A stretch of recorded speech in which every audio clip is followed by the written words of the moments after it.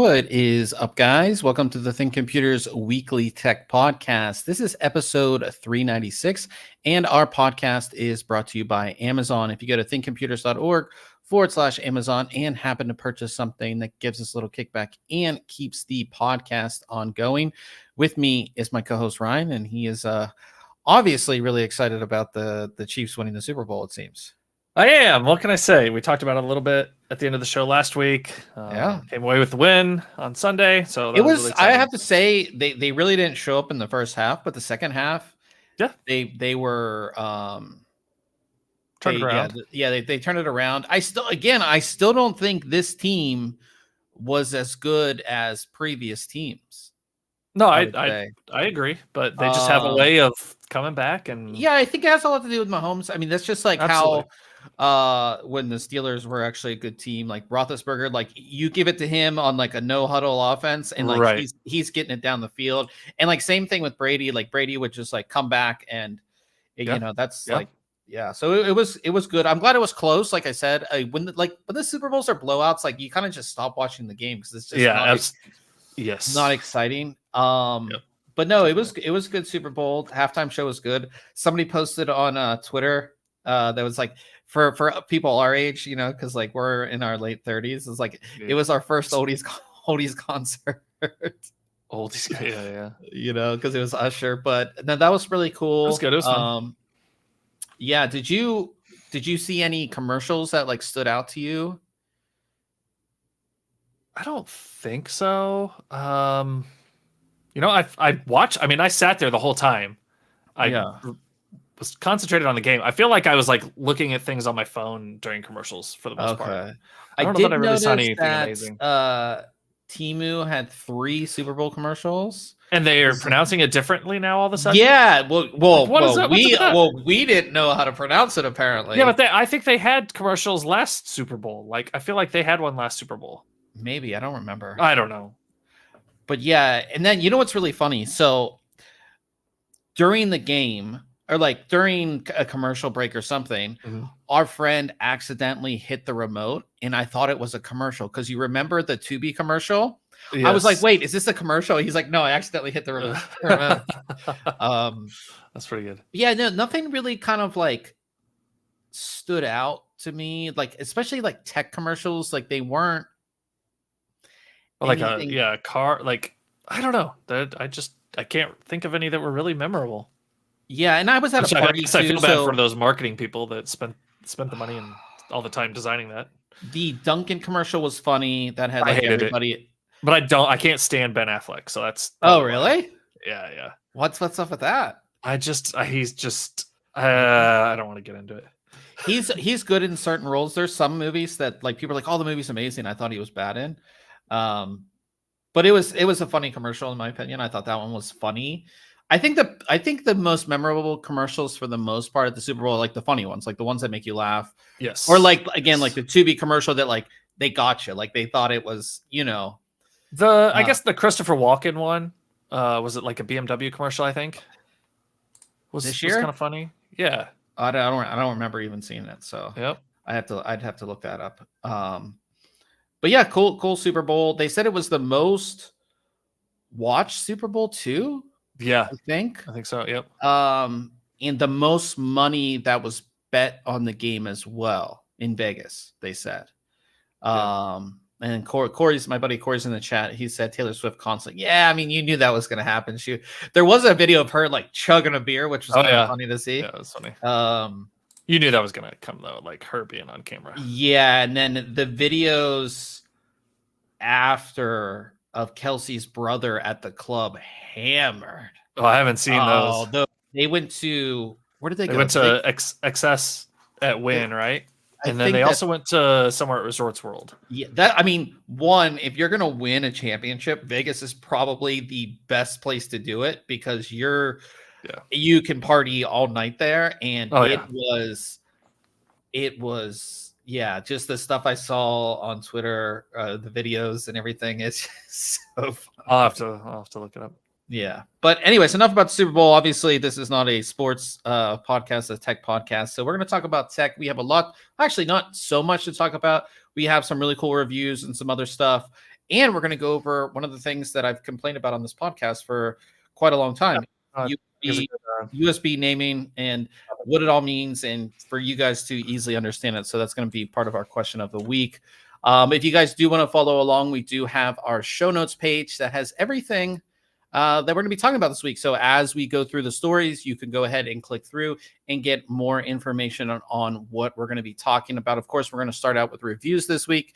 And I took a look at a retro keyboard. So ASIO Retro Classic. I think a lot of people know this keyboard just because when it first came out, it was like very different. And I wouldn't call it iconic because I wouldn't put that label on it, but it was very different and unique at the time. And over the years, obviously, like mechanical keyboards have gotten so good. And, you know, the Retro Classic was kind of just, I wouldn't say forgotten about, but there were a lot of reasons why you wouldn't want to use it on a daily basis. And I think that with this new keyboard, ASIO did kind of address some of those issues. So the new keyboard that just released today is their Retro Classic Prestige. It comes in 2 colors. I have the dark color. There's also an all white one, which looks really, really cool as well.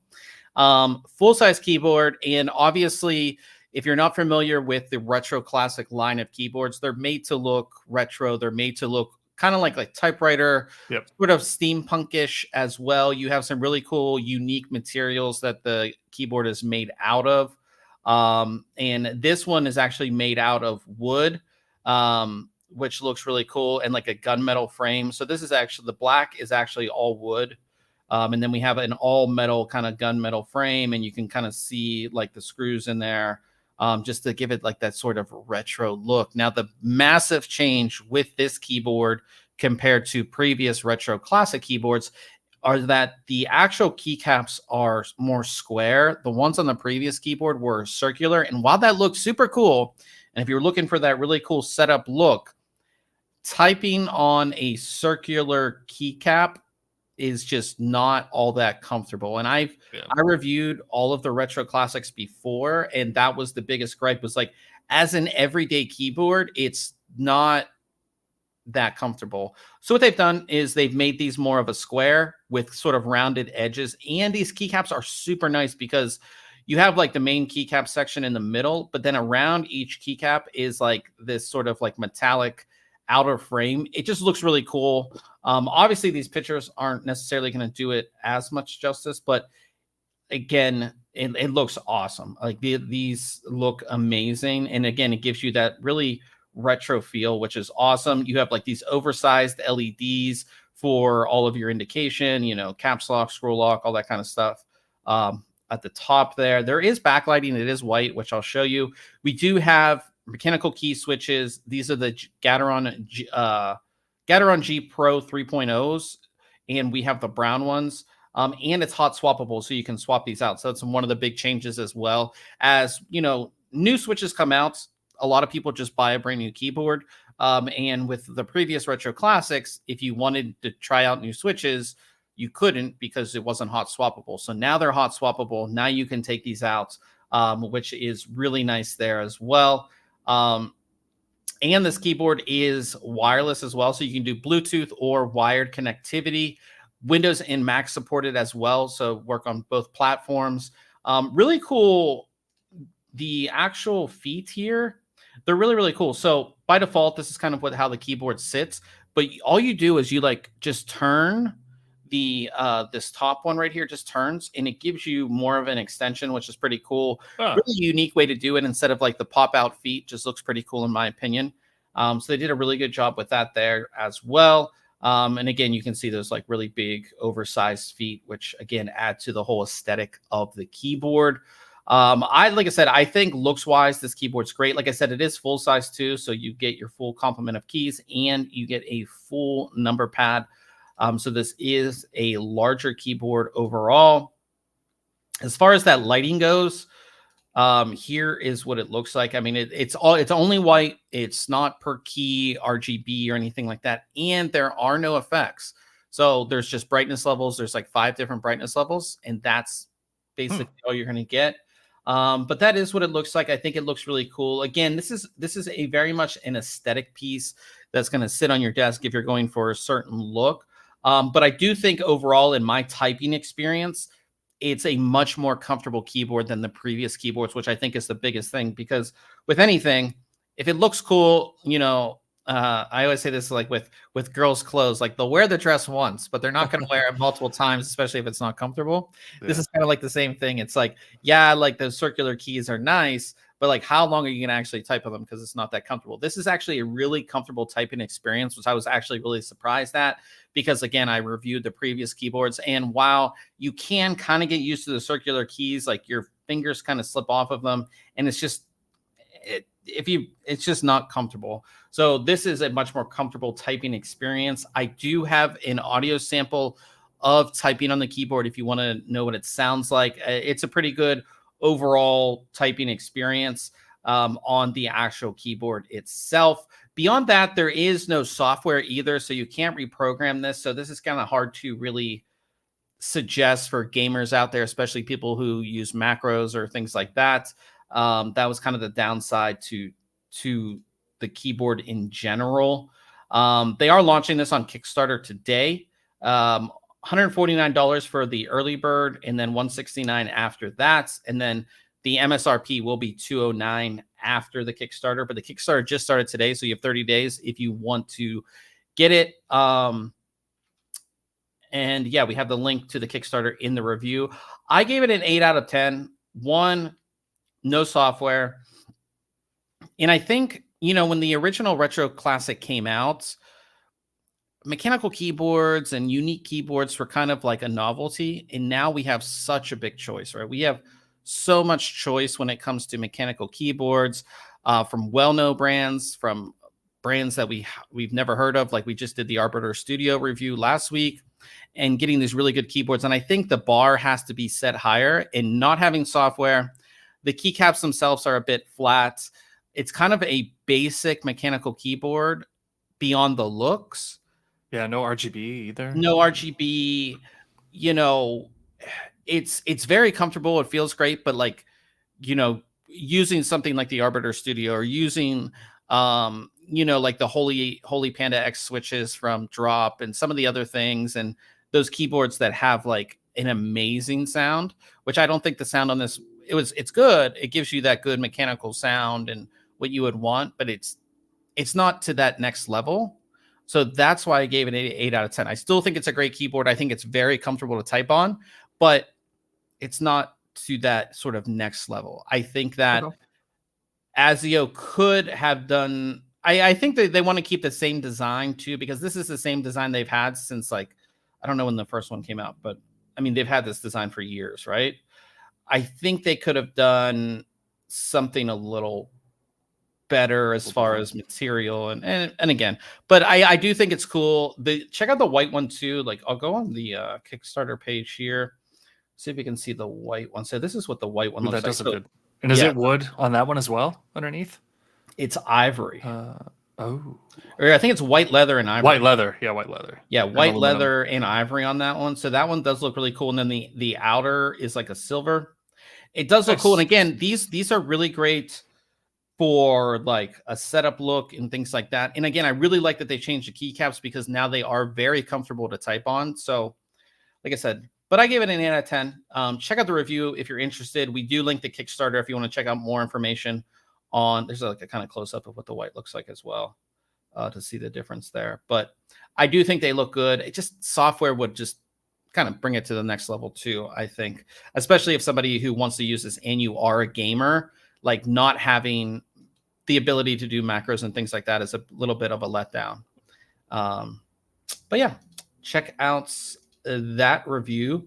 And then Ryan took a look at a 360 millimeter AIO. I don't know, Ryan, if you want to bring that up on the screen. Whoops, wrong one. There it is. Share. There we go. Nice. Yeah, so I took a look at another 360 millimeter liquid cooler, this time from ASA. And I think ASA was maybe one of the first brands or products that I looked at when I started writing for you. So really? I don't know if you've ever looked at any. Yeah, I think I did like 2 cases from them back in 2017. I don't even remember that long. I know it had been that long since I had personally looked at an ASA product. So familiar with them, but just not a brand we work with very often, obviously. So took a look at their Cube 360. They also make a 240 millimeter version of this. It's going to be the same product other than just a smaller radiator and one less fan. So as I kind of designed this to be a easy entry level all-in-one liquid cooler, right? It's not going to break the bank. Doesn't have a ton of cutting edge features either. But it's great, like entry level all-in-one cooler, and we'll kind of go over some of the items here. Comes with all the mounting hardware, obviously, that you need for current Intel and AMD sockets. So gonna have a lot of compatibility there. And it's from this image, just kind of your standard all-in-one liquid cooler, right? You've got your pump. Well, I would say pump housing. This one's a little different, so that's a bit unique. But you have your water block here with some lighting zones on it. Your standard braided cables and painted black radiator to go along with it. Nothing real special about the radiator other than the fact that the fins have a patented design, and they have a rectangular design. So a lot of times the fins in between the water channels on the radiator. So you have your water channels in this image that are going horizontally, and then you have all the fins in between. A lot of times those are like angled and only make contact with those water channels at like a point on every point of the triangle. Well, these are rectangular. So you have a flat portion that's making contact with that water channel. So you actually have more surface area touching the more surface area of the fins touching the water channels on each side. So you get better transfer of heat from the water out of those channels into the fins. So that's kind of a cool feature there to get a little better heat dissipation. This is also a 35 millimeter radiator. A lot of the other radiators we look at are usually right around 27 millimeters. We recently looked at the Asus Ryujin 3, and it had a 30 millimeter. So that was even thicker than normal. This one's a 35 millimeter. So you have the potential to get rid of that heat a lot more efficiently with this thicker radiator, right? As long as you've got fans that can push through that extra fin density and thickness of the radiator. Unfortunately, the specs on the fans don't necessarily match up with the radiator very well as far as their static pressure and how much airflow they have. We'll get to that in a second, though. This cooler is pretty unique, though. As you can see on the end cap of the radiator, you have this little square that's kind of built into the end cap. That's where the pump is in this design. So this doesn't have a pump on the water block like we see on most other all-in-one liquid coolers. Cool thing about that is it removes a cable from that area in the build, so you don't have that cable mess coming out of the CPU area that you've got to route around, right? Which just helps. It's kind of a nice feature to do that. Is it an Asetek pump and bracket? No, it is not a Asetek design that I'm aware of. Yeah, sorry, I was looking at chat as I'm going through here. That's why I brought that up. But yeah, just kind of a cool design on that water block area, though. Created like this pyramid triangle design with multiple layers of RGB lighting on it, and it looks really cool lit up. We'll get to that in a second. But other than that, it's just a pretty basic design, just a square that sits on top of your CPU socket. You've got your standard rotating fittings on there to make installation and fitment easier when putting it into your system. Standard, again, copper base plate that's going to cover all of the current CPUs that fit the sockets that this is designed for. Nothing to really speak about here on these components. Here's a look at the fans. They are very basic and, in all honesty, feel pretty cheap. They flexed, like the frame was a little bit flexible, which kind of stinks. They do have rubber pads in each of the corners, which is nice because with a kind of a weak fan body, I was almost expecting them to rattle or just possibly introduce some vibration. So that's what's always nice about rubber pads in the corners. Can help remove some of that sound if it becomes present. Got a cool mirrored design in the middle of the fan hub and RGB lighting as well. These fans are daisy chainable, but they are not cableless daisy chainable. We've seen some really nice new fans come out recently with magnetic connections and pogo pin connections to transfer power and data for your lighting. These don't use that design. They have just a like little pigtail coming off of the fan so that you can connect them to the next fan in line. It does reduce cable clutter, but not 100%. So again, you're not going to get out of this kit the really high-end features, especially for the price that this comes in at. But another feature with these fans is they're only a 3-pin. Everything on here is 3-pin, including the pump on the radiator as well as the fan. So you're not getting PWM control on these. So you're just going to have to rely on voltage control for these fans. That's another, it's another money savings piece, right? It's a little more expensive to get that PWM feature and functionality into fans. All right, moving on here. Installation is pretty straight. Is the pump PWM? It is not. Nope. The pump is a 3-pin as well. Interesting. Yep. No PWM. That explains the I read the review, so I know. But yeah, okay, keep on going. Yeah. Well, and so here's a look at the fans, and you can see that this is a 4-pin if you look at it, right? That's a 4-pin plug, but there are not 4 lines going on it. The only ones that are there are the standard 3-pin. Gotcha. For this design. You can see, though, I've got the fans mounted to the radiator. There is less cable clutter, but there's still some additional mess with it compared to cable-less daisy chaining fans. Better than nothing. So want to definitely mention that. Pretty standard install, though. You take off the stock AMD brackets and put on a couple threaded screws and a mounting plate here. Now, one thing I did run into, however, was this design requires you to put the mounting bracket on and then this reminds me of an old Asetek design, right? And it may be an older design that they've reused, or maybe the patent has come up on this, and is no longer in use. But you had to have these screws really loose, and I actually had to remove one of them in order to get the water block mounted properly, because it's a square and you're trying to place it in a spot and then rotate it around. Well, this corner here would run into that's thumb screw, right? On previous, I don't know if this is Asetek or not, but that was one of the worst parts about the installation on that specific series.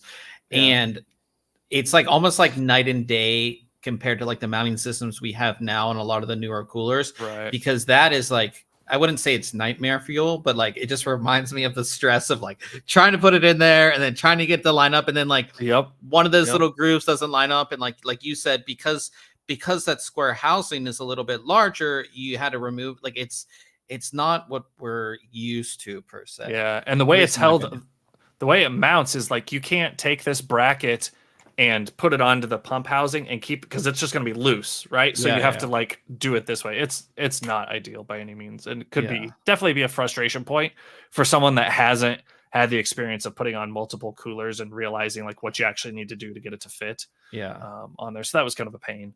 Other than that, though, it went on just fine in the build. Moving on to performance, though, not amazing results from it. Not our worst, but not our best, for sure.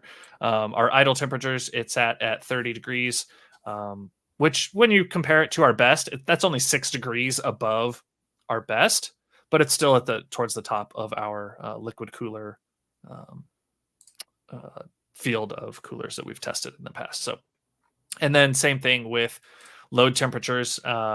It was at 42 degrees, which again isn't the hottest, but not the best performing either. Again, I'm going to go back to price to performance here with this kit is kind of something to keep in mind, right? I think that the reason you're not getting as good of performance is because those fans are running at the same speed. The pump is running at the same speed.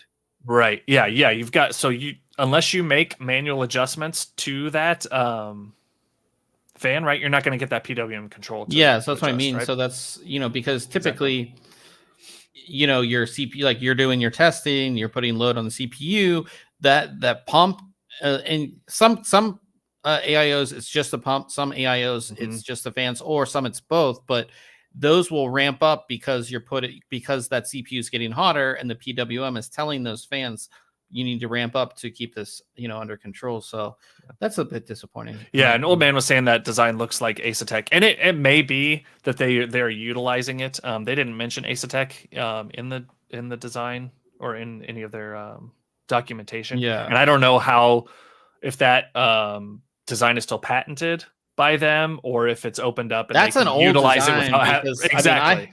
I haven't, like I said, that was like sounding like the first gen of AIOs, and that whole process was just never a fun thing to do. Yeah.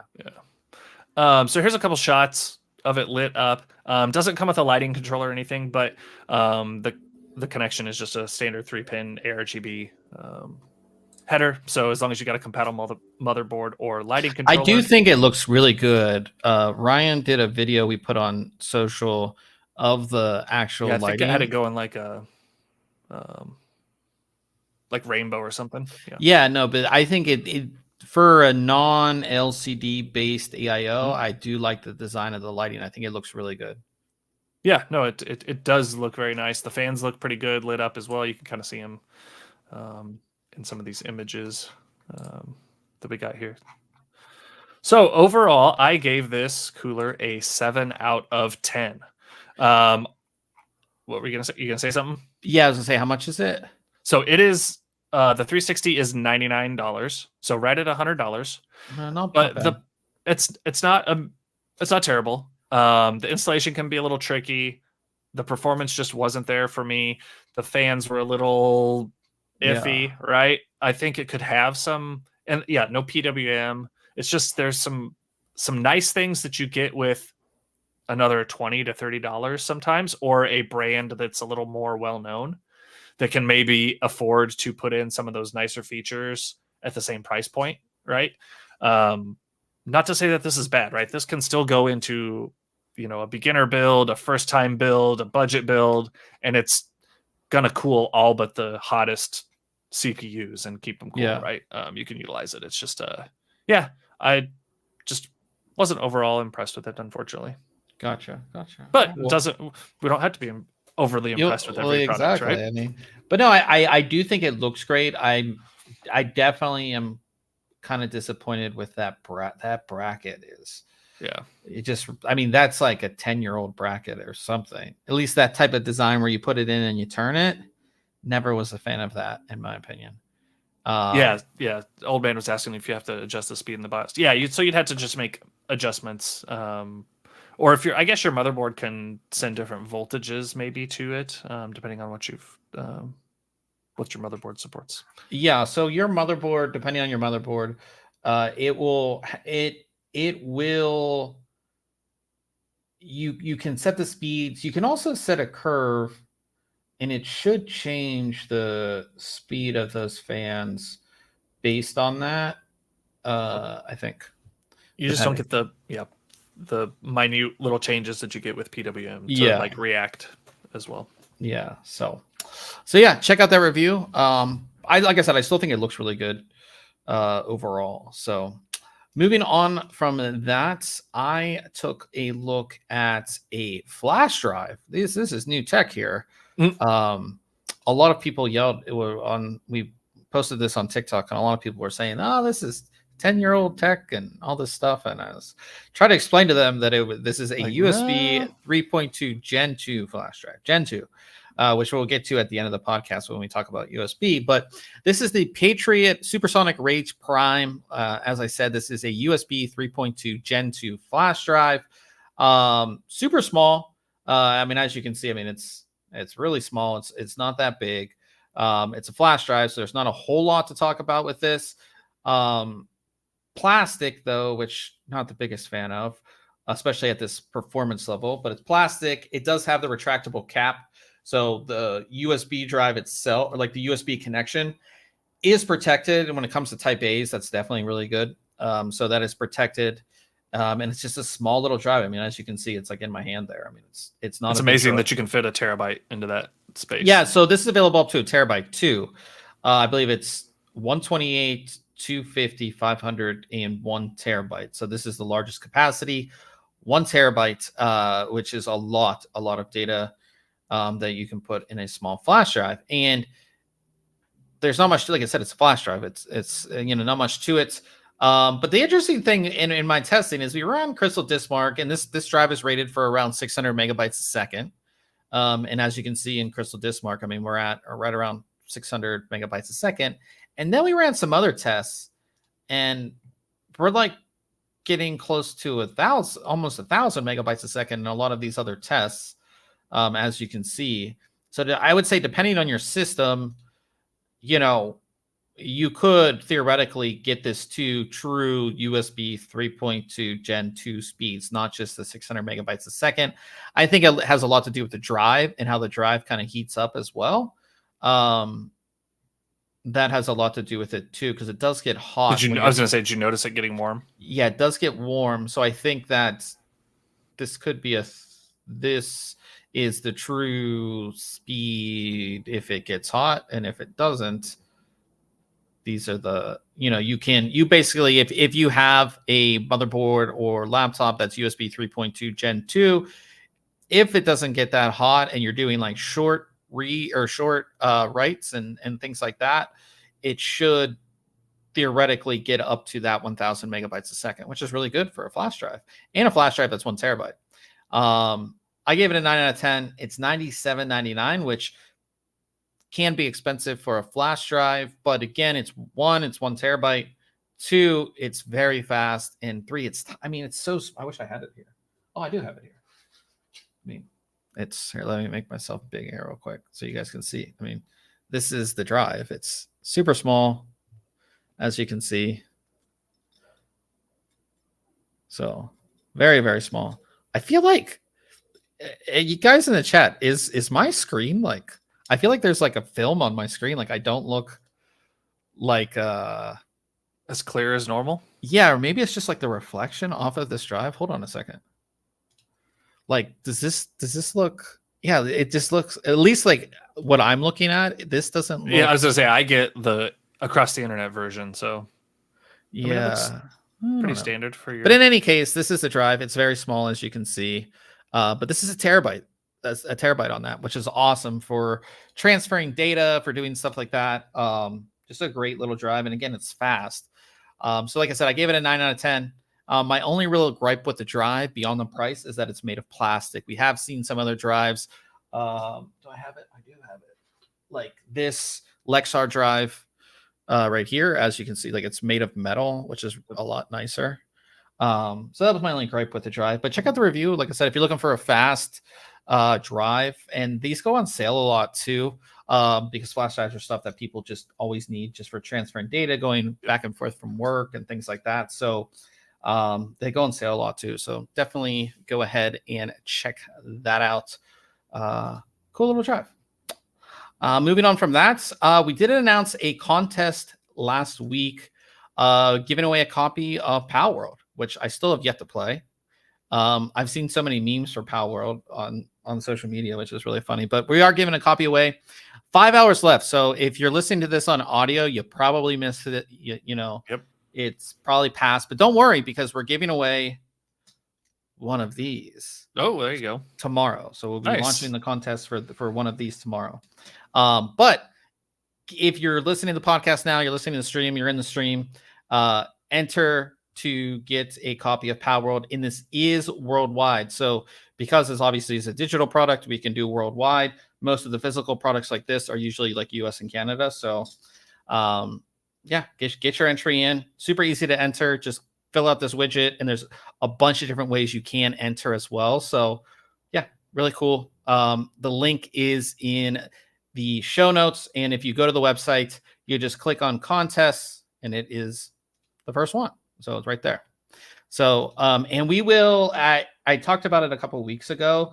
I have a box of stuff to give away, so we'll be like rolling contests. Like hopefully we'll be doing some rolling contests, and we are doing a bunch of launch product reviews. So I'm going to try to get them to send me two of each. Oh, wow. Launch. Well, like once for us to review, and then one to give away to you guys. So that's kind of what we're going to try to do. So we're going to have a lot of giveaways. So if you if you don't get the Power World, you don't get this drive, we'll have a bunch of stuff coming up.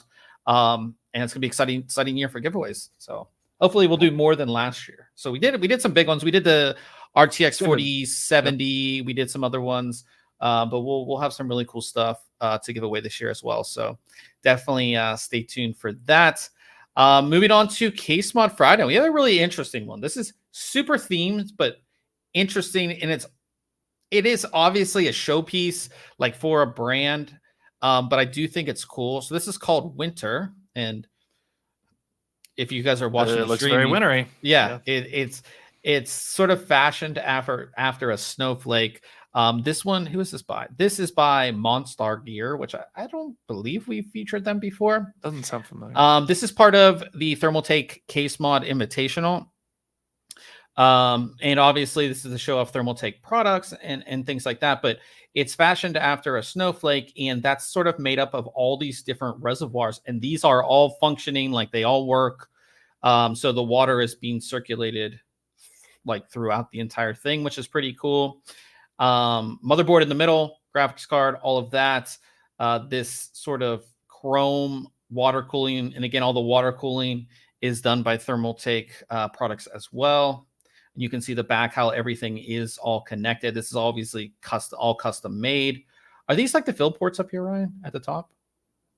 I'm gonna say yes. Yeah, like a fill and a like, not a drain port because they'd be the same thing, but so you can get some air in there and you don't have a vacuum. But yeah. Gotcha. Yeah. So then you can see the two radiators on the back, two 360s, and then the bigger reservoir here. What's the point of this big reservoir? I wonder if there's two loops actually. You would know more than I'm trying to look. I didn't trace this thing out or anything. Yeah. But... yeah. It's cool though. It's in obviously like this all lights up. It's kind of like a custom. Yeah, why would you have another res back there? That's kind of weird. If you I did notice that. But it looks really cool, all lit up. They have this little screen there as well to show off some cool things. Like this is what that looks super cool. I didn't even notice all the logos on there. Logos on the back. Yeah, that's awesome. Lots of craftsmanship in this too, and that's what it looks like. You know, dark. Looks good. Yeah, it's really cool. And you can see the screen down there. Reminds me of one of those like ice sculptures at a bar or something, you know. Like that brings you back to the ice sculptures. And you do the shot, you do the shot, the luge. And it comes down. Yeah, the shot luge. Yeah. Remember doing that? I don't think they do that anymore. Yeah. Oh, the ports. That's pretty cool. They have all the ports down there too. I think about all the machine work and everything you have to have access to, all these tools to do the work like this. And just like having the confidence, like Bill is like, oh, there's not going to be any leaks in any of these things that I've built myself. You know, like that's the biggest thing that I think about is like, okay, I'm going to build this awesome custom, these custom reservoirs that are going to be connected, and like all this water is flowing throughout. Like I'm building this myself. Hopefully there's no leaks. But yeah, it's a really cool build. Shout out to Monstar Gear, and we have their YouTube page. They have a YouTube video on this as well if you want to check it out. Of them building this and stuff, if you want to get all the details. So that'd be pretty cool to watch as well. So that is it for Case Mod Friday. We'll move to news, and all the super cards came out. Yep. And now prices of other graphics cards are going down to kind of fill in the gaps, and we have a competition going on right now as far as pricing for the RTX 4070 Ti, again non-super, and the Radeon RX 7900 XT. Both of these have been discounted down to $699. So for the 4070 Ti, that was originally launched at for $799 last year. It's down $100, so you can get it for $699, which is a good price. So it's $749.99 on Newegg, and then there's a $50 promo code that you can do as well to get it down to that price. Lots of discounts going on, lots of prices. Same with the RX 7900 XT. This is getting low as well. You can get it for the Sapphire Pulse version. You can get that for $699 as well. obviously the big thing that stands out with comparing these two cards is that the 7900 XT has 20 gigabytes of memory, where the 4070 Ti doesn't. Now, if you were to pick a card, which one would you pick? I think 7900 XT for sure. Yeah, that's the one you can go with. Yeah. Okay. Yep. Because if I remember correctly, 7900 XT and the 4070 Ti Super were the 7900 XT was outperforming it in a lot of testing and benchmarks that I saw. So yeah, lots of discounts. I think we're going to see a lot of discounts going down the line here, because again, these are the last graphics cards of their generations that will be coming out in this like in the mid-range to high-end category. So you're not going to see anything till we see the next line of Radeon cards and the next line of GeForce cards. So there's going to be a lot of price kind of competition going till those launches happen. So expect more. Nvidia did email me a price list for discounts on, not on specific graphics cards, but on systems and laptops that feature GeForce products for President's Day, which is what, Tuesday or Monday? Monday. So there's President's Day sale, and there's some nice laptops that are going to be discounted. Cool. We'll post about some of those on Monday, but yeah, lots of discounts happening. So that's definitely something good to see. You see the competition. You see AMD being pretty aggressive with pricing as well, because obviously they don't want to price those cards that way, but they kind of have to compete. So it's good, definitely good to see that. Talking about the new super cards, we reviewed the RTX 4080 Super, and you couldn't get one for the first week and a half when they were launched. They were basically sold out anywhere. You could get them like the first day. Best Buy had some, but they were immediately gone. All the online stores, like, they had like a handful and then they were gone. I think the 4080 Super is what a lot of people are choosing now. They're like, again, like I said, these are the last kind of cards in the price range for people who don't want to make that big step up to the 4090. 4080 Super is kind of like the best that you're going to get within that sort of price range that, you know, I'm going to spend $1,000 on a graphics card price range. That's kind of it. So yeah, like not a whole lot available. We wrote this story on the 9th. It's the 14th now. I mean, we can go to Amazon and let's see if we can find what's available now. RTX 4080 if anything. Super. Let's see. So if I go RTX 4080 Super, so you can get the PNY. You can get a Zotac. This card has been available. The MSI Expert card, time? like I think they made like 1 million of these, because every online retailer has. Everybody's got it, but nobody wants to buy this. This card's awesome. Not for that price. It looks amazing. Yeah, but it's very high over MSRP. People want the MSRP models like this PNY, and that's still still a little bit over MSRP. 2 left in stock on the Ventus 3X. And again, that's still like, these are, you know, all over MSRP. So the MSRP models are still very hard to find. When we first wrote the story, like there were no cards except for this MSI card. That was the only one. So not a lot of cards available, especially MSRP models. Old man in the chat said he could have got the 4080 Super for $999 at launch, but hesitated and they sold out in minutes. Yeah. Best Buy is now doing like in-store only, Micro Center in-store only when they do have models. So this is going to be, I think this is going to be the hot card to get down, like I said, down the line. Because it's, again, yeah, the 4090 is the best performing, but that's like a much higher price jump. Than a lot of people want to spend. So, but that MSI card, the Expert card, has been available. It is expensive. So yeah, we'll see if we get. I wonder if you have to, like, if they show accurate stock online, or whether you just got to show up again and again. You know what I mean? I think they should. I think they do show stock online, and like maybe maybe, I believe it's just pickup only. So like if you like you can go to bestbuy.com and then you can put in like your zip code and it shows like your local store.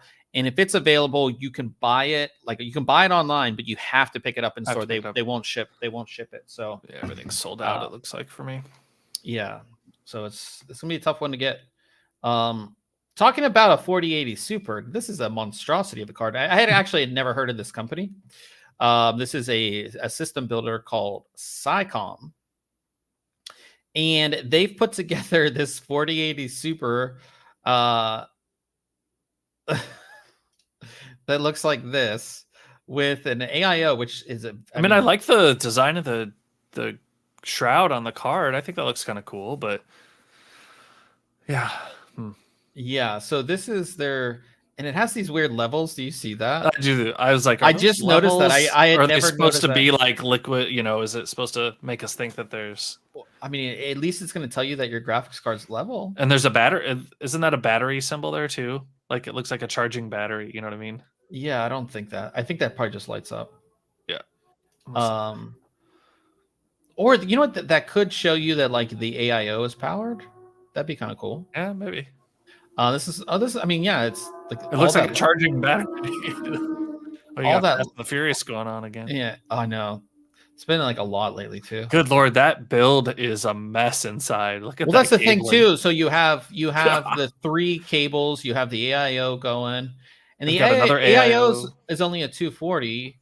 Yeah, it's a mess. But anyways, this company that's part of their upgrade, like within building that, within their custom build, you can get this card. It's interesting. It has Noctua fans, obviously. And in that picture, the fans are in pull configuration, but in the build, they were in a push, it looked like. Yeah. The interesting thing about this is probably one of the few hybrid cards that you can get that's not insanely more expensive than. Yeah. Well, do we have a price on this? No, but it can't. I mean, it's. Oh, this is in yen. I don't know how much that is. 28,000 yen. Yeah, so the configuration costs 462,000 yen. What is that? 28,000. Wait, that can't be right. 28,000 is only $186. That's how much the upgrade costs. So the system with the 4080 Super. Oh, is 462. Yeah, 462,000 yen to US. What is that, Ryan? 3075. So almost $3,100 plus the 2,800 yen to do the upgrade to this. So yeah, $3,200. Yeah.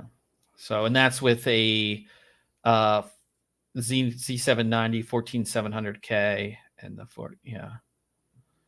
It's interesting. It's cool though. It's just something kind of out of left field, but I think it's pretty interesting. One of the nice things that has happened over the past couple months is that, especially with 4090s, and on the gigabyte side, they were dealing with some cracking PCBs. You can kind of see it in this picture, where like the actual PCB would crack because, again, the cards are heavy, and people that aren't using GPU support brackets too, like you could get a crack in your PCB.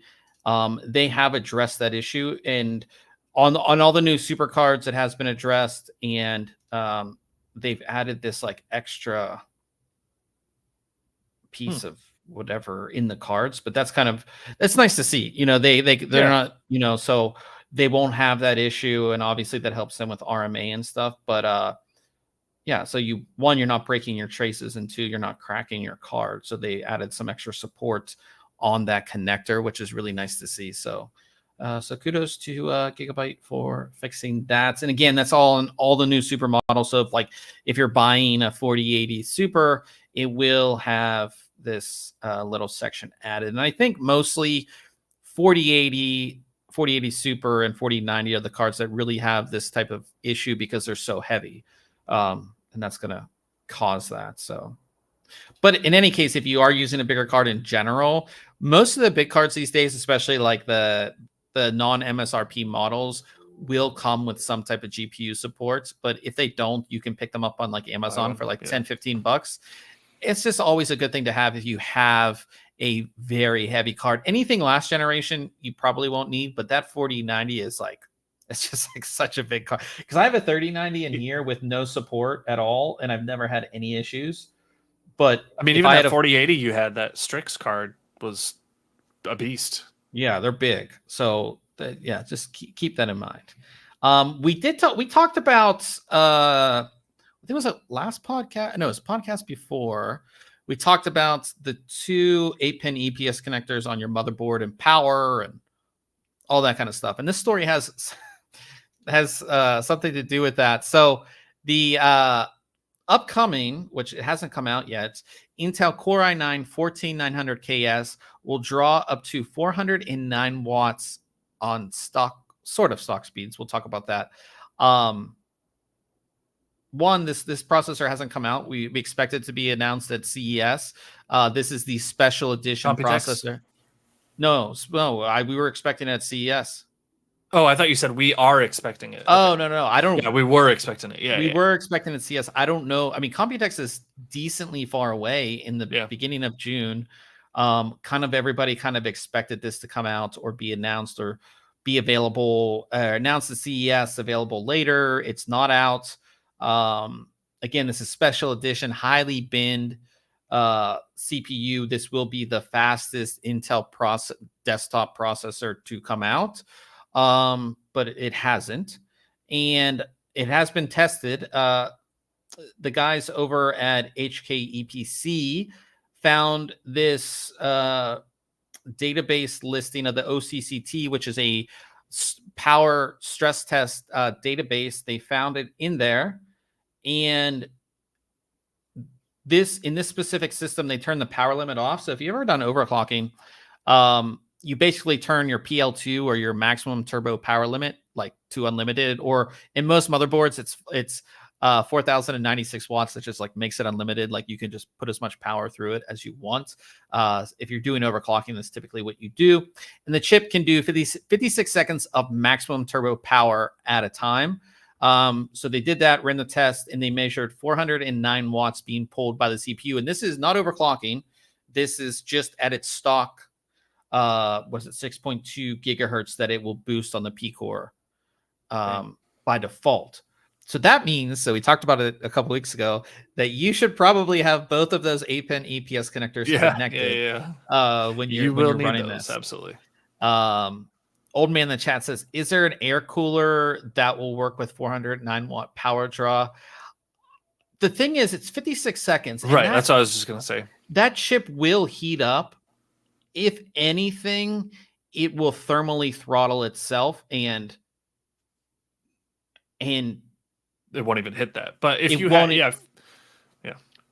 even if you have the power limits turned, you would have to turn your thermal temp, even because you would even if you would go over your max temp, like even because there's thermal limits that you can set, and then there's like the actual thermal limit, the hard limit, that the chip, no matter what, will shut down. So I mean, you could put a high-end air cooler like the Cooler Master one that we recently reviewed, or like the Deep Cool Assassin 4, or some of the other bigger coolers. They will do a good job, but again, it's probably going to thermally throttle before anything else happens, and since it can only do it for 56 seconds, like a water cooler could soak up that pretty well. I mean, even so, I think, you would kind of recommend a 420, right? And that's maybe this is the reason that Intel hasn't released this, is because I wouldn't say it's unstable, but it's like we're getting to the point with these processors that they're just too hot. Like they're just too hot, and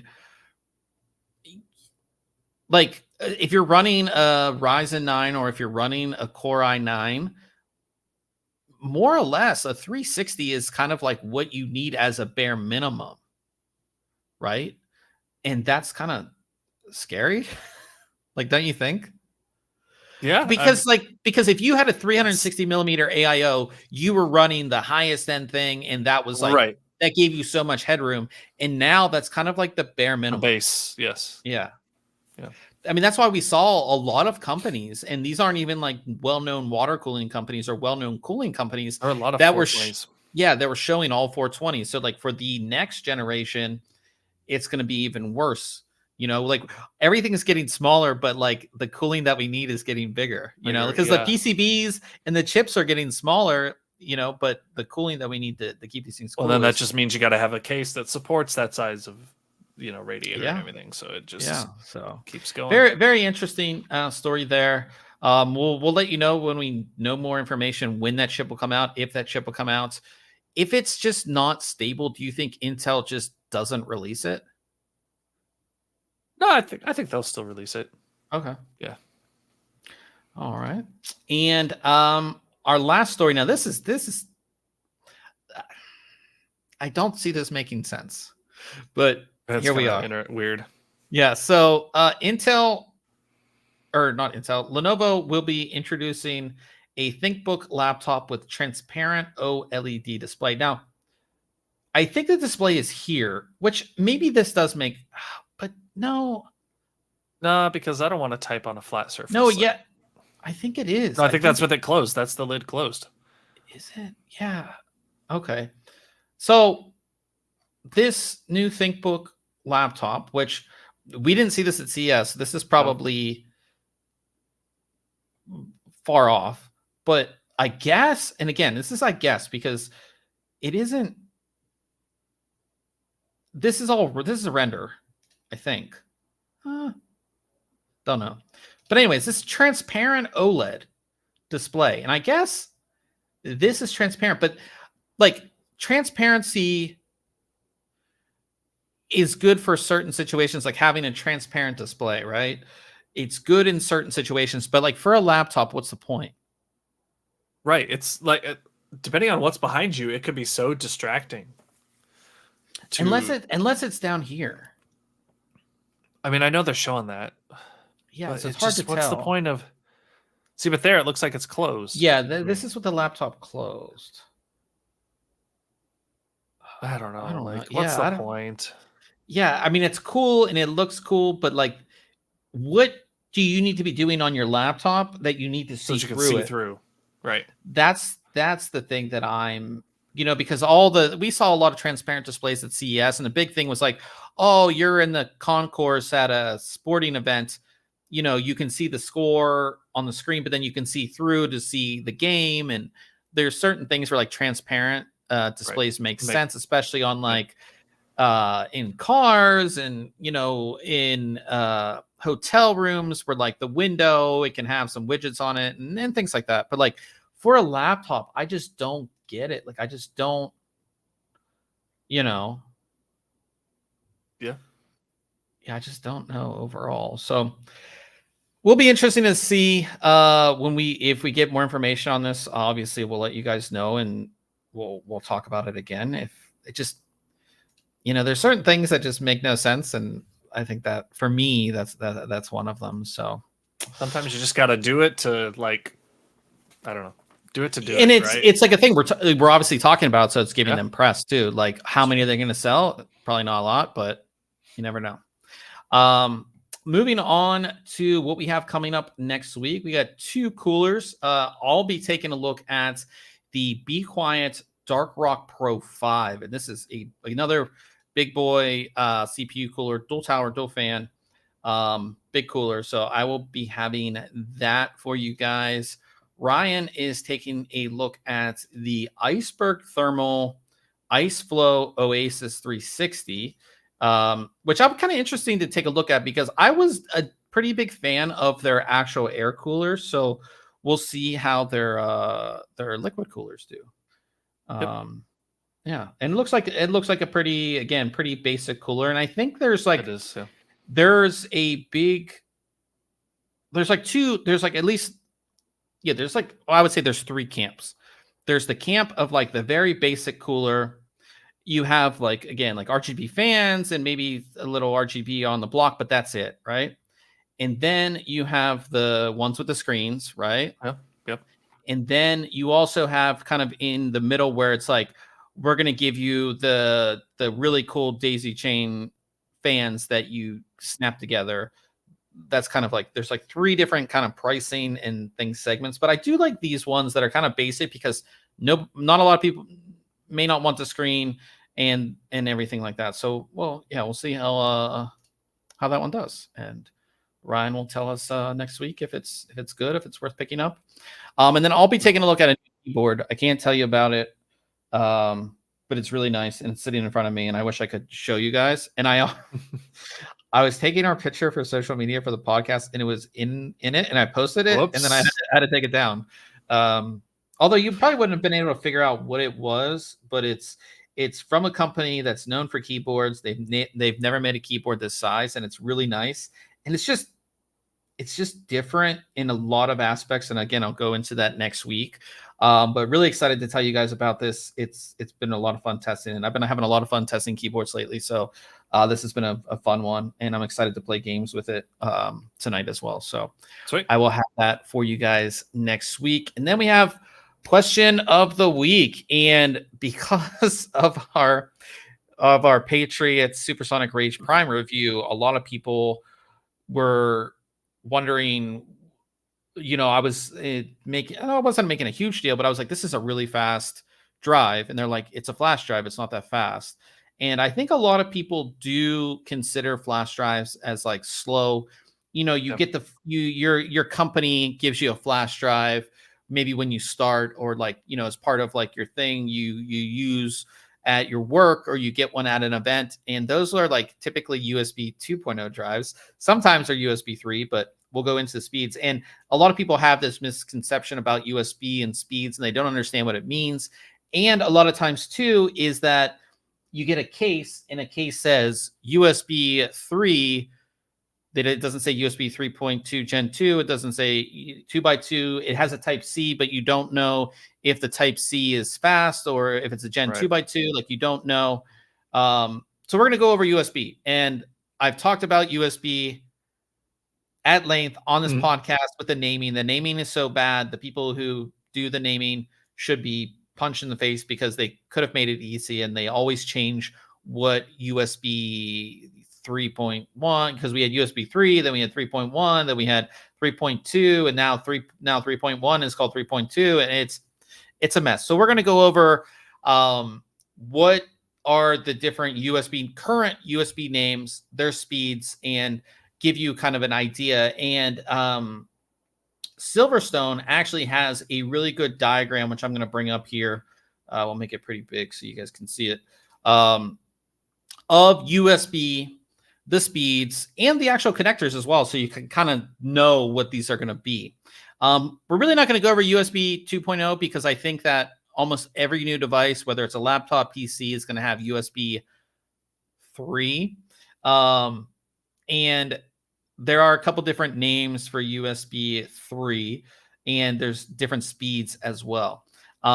So currently, a lot of people are calling USB 3.0 USB 3.2 Gen 1. And USB 3.2 Gen 1 has a theoretical bandwidth of 5 gigabits per second, which kind of goes out to around, the maximum is going to be 640 megabytes a second. This is a lot of flash drives will be this speed. A lot of portable drives will be this speed. A lot of USB Type A connectors will be this speed on your cases as well, and the connectors as well. So you have a bunch of different connectors that you will see with this. Mainly USB Type A and USB Type C. You have a micro B here, and what is this? This big one. That's a USB. That's just like the host. I forget what that was. Yeah, it's the big one, whatever that's called. But that's USB 3.0 or USB 3.2 Gen 1. Moving up, we have USB 3.2 Gen 2. And for the most part, USB 3.2 Gen 2 will be on all new laptops.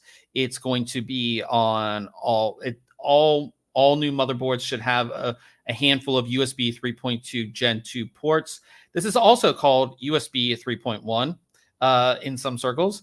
And this is going to give you a theoretical bandwidth of 10 gigabits per second, or a maximum data transfer speed of 1280 megabytes a second. Typically, it's around 1000 megabytes a second in my testing on most of these USB 3.2 Gen 2 devices.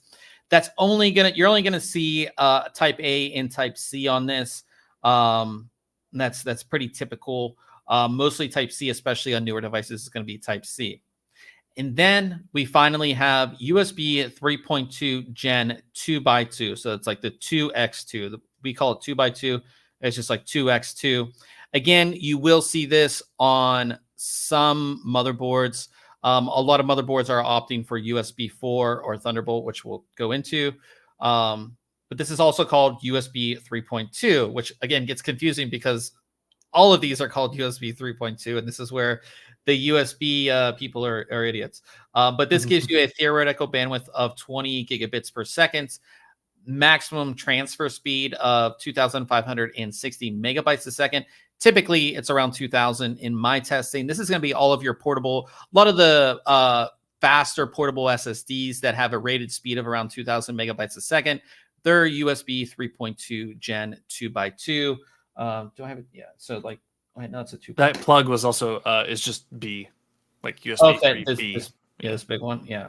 But like this A data drive right here, this portable SSD Type C, it is USB 3.2 Gen 2x2. So maximum speeds on that are around 2,000 megabytes a second. So hopefully that gives you an idea of USB. Now you have seen USB 4, you've seen motherboards that have technically USB 4 ports. That is more or less Thunderbolt 3. So basically Intel owns Thunderbolt. Yeah, I believe Intel kind of licensed this out to USB. So it basically it's Thunderbolt 3. So you're getting 20 gigabit per second or 40 gigabit per second, depending. And you can be anywhere from 2,560 megabytes a second to 5,120 megabytes a second on the speed. You can see the little logos. So like one will say 20, one will say 40. And you'll see that on like the rear connector of your motherboard for the most part. Most of them will be 20. A really high-end device might give you a 40. These are all going to be Type C, and a lot of those Type Cs will carry with it power delivery as well. So hopefully that explains it to you guys. We get this question a lot of like, how fast is my flash drive, or how fast are the connectors on my motherboard, or is the connector on my, is the Type C on my case, is that Gen 2 or USB 3.2 Gen 2, or is it Gen 2x2? And a lot of case companies don't tell you what the connector is. They just say it's a Type C, and sometimes it will give you, if you connect it to your motherboard, it will give you Gen 2x2. Sometimes it won't.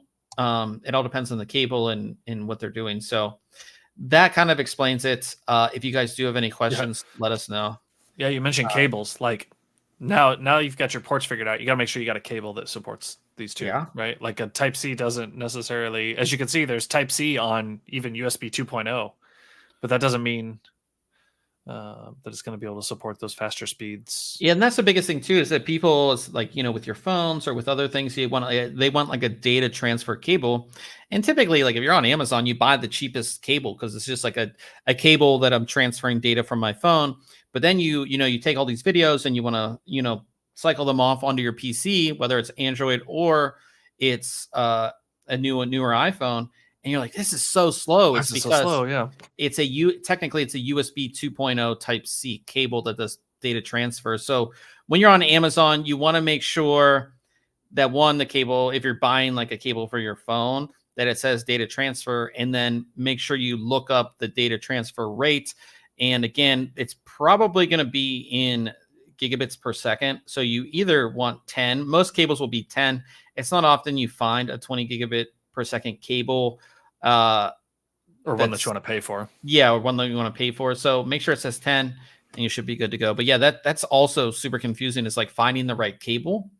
Yeah, and then people buy the charging cable for their phone, and then like months later they try to connect their phone to their computer and it's just charging.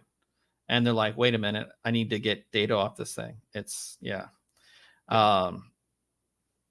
Yeah, old man in the chat said, a lot of people say that the cheap cables on Amazon don't work at the rated speeds. Yeah, you have to be careful with cables. There are a lot of companies that say it's this and it doesn't even get remotely close to that. I don't even know any good cable companies, to be honest, because like most of the time we just get the cable that comes with the drive, Sure. Or like the cable that comes with your phone or whatever. I mean, like StarTech is good. Okay. They're reliable. I know Monoprice at one point had some pretty good cables. I have some Amazon Basics cables. I have some Anchor cables as well. Yeah, Anchor's good. Amazon Basics typically they're like they're the rubber cable, like they're not like, usually, but they do work at the rated speeds that they say. So you again, I would like, just like with anything, read the reviews, but that's kind of what you're going to get out of those cables.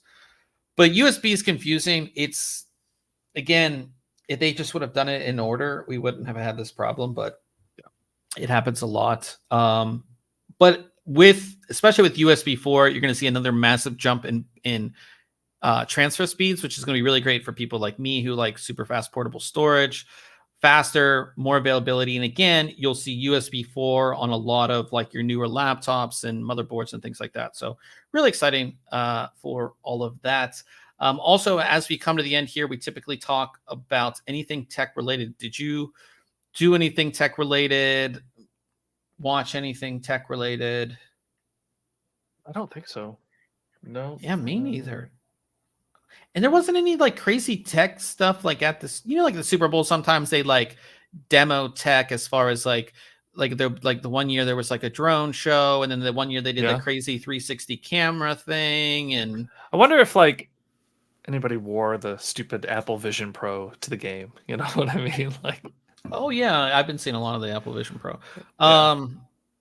Yeah, I don't know. I mean, I watched like MKBHD's video on the Vision Pro. I don't know if you watched it at all. I did not. I haven't watched any video on it. All I saw is the videos on like social media. Right. I should watch it because it is interesting. It's just I'm not as interested because it's way out of my price range. Yeah. Of some tech that I would like be interested in buying, because I would be interested in trying it and checking it out, but like I couldn't owning it. As a whole other thing. That's probably why I haven't watched videos on it. But yeah, nothing really tech related. I think just been busy working on reviews. We have a lot of stuff coming up for you guys, so definitely exciting for all that kind of stuff. But we're gonna play some games, and I get to try this awesome new keyboard. Well, we did play last night. I used this keyboard as well. Okay. Yeah, so we'll be playing some Apex Legends, new season, new game mode, which is super fast paced, and Ryan is not a fan. What? That's fine. But it is a lot of fun. So we'll be over on Twitch. So we end the stream and then we pick it back up on Twitch for our gaming stream. So it's twitch.tv/ThinkComputers. Go there. Ryan hosts that stream and we have a lot of fun playing some games. So that is it for this week. Thanks everybody for coming out in the live chat. Of course, we had Corey in there. We had Old Man in there as well. And of course, everybody that listens later, we definitely appreciate you. And we'll see everybody next week.